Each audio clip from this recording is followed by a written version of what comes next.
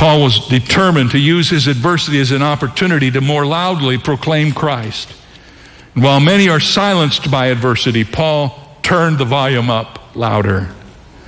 And he was determined that Christ would be magnified in his body, whether by life or by death.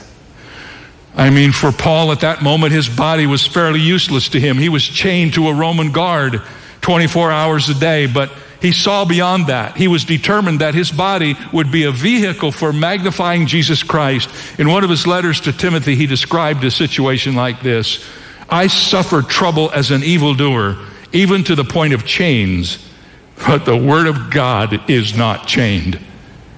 Paul knew that while he was chained, the word of God, which he had given his life to, was running free through the testimony that he had. Quite often, the Lord uses the adversity in our lives as a lens through which he can be seen. So often here, as your pastor, I've had people tell me that their neighbors who've come to the funeral or their friends who've come to the hospital have made the comment that there's something uniquely different about the way you're handling things. They don't understand it, and they ask a reason for your faith.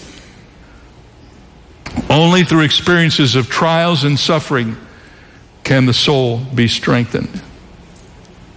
The marvelous richness of human experience would lose something rewarding if there were no limitations for us to overcome. Ladies and gentlemen, if the hilltop hour was all we had, we would never appreciate it.